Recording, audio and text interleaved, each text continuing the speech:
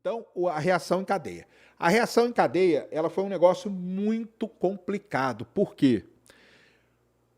Porque o pessoal pensava que quando eles iniciassem um processo de reação em cadeia, esse processo de reação em cadeia nunca ia parar e poderia até mesmo destruir o planeta Terra. Isso aí era pensado por eles no começo. Então, o que você tinha que fazer? Você tinha que fazer o processo de reação em cadeia controlado. Então, aí foi um pulo que eles tiveram. Daqui a pouco eu vou chegar nesse ponto aí.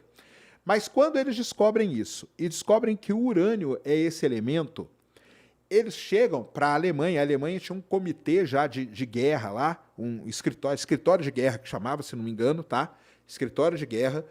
Os físicos alemães, o Otto Hahn e o Strassmann, eles chegam para o escritório de guerra e falam, olha só, é melhor vocês pegarem todo aquele urânio que está lá na Tchecoslováquia e deixa ele aqui com a gente, porque a gente vai precisar desse urânio, porque o urânio vai ser muito importante num processo que nós estamos estudando aqui, que pode gerar muita energia. Mas olha só que interessante, sabe como que nasceu a ideia da fissão nuclear? Foi a ideia de você fazer energia para o bem, porque a gente vai ficar quebrando o átomo ali e vamos gerar energia. Mas quando os caras colocaram o olho nisso, eles falaram, cara, isso aqui pode gerar uma arma violentíssima, tá? Violentíssima. Então, prestem atenção no negócio. Preste atenção no negócio. Porque o elétron não faz parte dessa brincadeira, por quê? Porque o elétron, ele é muito fraquinho. Então, você precisaria de muito elétron para atingir um núcleo e ele quebrar. O próton e os outros ali já são mais fortes nessa parada, tá? Então, a Alemanha estava muito à frente de todo mundo nessas pesquisas. Então, tudo que era... A maior parte dos físicos eram de lá, ou da França, né? Nessa época aí, é toda a época também da família Curie, tá? Então, a família Curie, né? Ela estava muito em evidência nessa época também. Um dos parentes lá, Curie, foi um dos caras que propôs isso teoricamente. O Otto Hahn e o Fritz, eles viram que isso poderia acontecer de verdade, alertaram ao escritório de guerra da Alemanha, certo? E a Alemanha, voltando para o lado geopolítico agora, vai lá e pega o Sudeto, que é a região da Tchecoslováquia que tinha muito urânio, e começa a estocar esse urânio para ser usado nisso. Então a Alemanha, ela estava muito na frente de tudo isso. E aí você vai me perguntar o seguinte, cara, por que, então, que não foi a Alemanha que fez a primeira bomba atômica? Certo? Por quê? Se ela estava muito na frente nessa parada toda, ela tinha toda a capacidade dela ser a primeira a fazer a bomba atômica. Aí entram frases, né, que muita gente diz, que o pessoal fala o seguinte, né, que o nazismo ele perdeu a guerra para o próprio nazismo. Então, muitos desses físicos, muitos deles, tá? Einstein, Heisenberg, um dos caras mais importantes, que eu vou falar o nome dele agora para vocês, que é o Leo Szilard.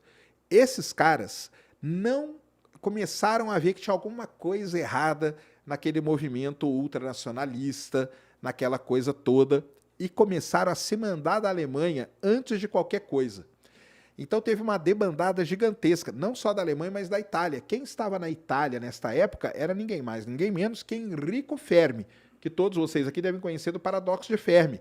Só que o Enrico Fermi, ele era um dos principais pesquisadores dessa parada aí que eu estou falando para vocês, de reação em cadeia, de estudar o núcleo atômico e tudo mais. Esses caras, então, saem dos países da Europa e vão para os Estados Unidos. E lá nos Estados Unidos é que acontece a grande conjunção, nós estamos tendo aí a parada, né, planetária que o pessoal está falando, é lá nos Estados Unidos que acontece a grande conjunção de todos esses pesquisadores. Para vocês terem uma ideia, lá na Europa, num lugar você tinha o Leo Szilard. O Leo Szilard, ele era um cara húngaro, húngaro, só que ele trabalhava na Alemanha. E só que ele era de família judia.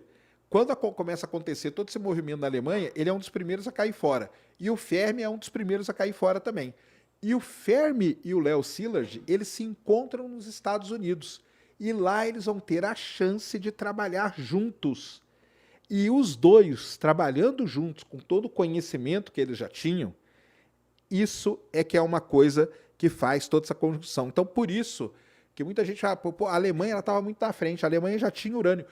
E os Estados Unidos não tinha nem urânio. Nem tinha urânio para os Estados Unidos fazer nada. Aí vamos para o lado geopolítico de novo. Os Estados Unidos, quando ele fica sabendo disso, daqui a pouco eu vou falar de um fator aqui que é fundamental em toda essa história, que é a tal da carta que o Léo Szilard descreve para o presidente Roosevelt, né? Mas só para vocês entenderem, os Estados Unidos ele não tinha urânio. E ele vai pegar urânio aonde? Num país africano chamado Congo Belga.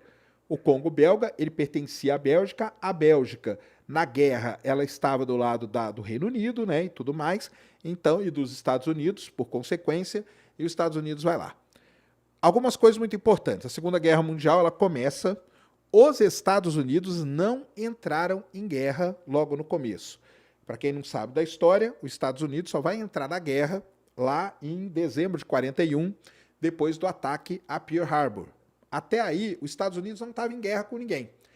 Então, toda essa história que eu contei para vocês até aqui, eu estou falando das primeiras, das décadas de 10, 20 e começo da década de 1930. É o começo do século 20.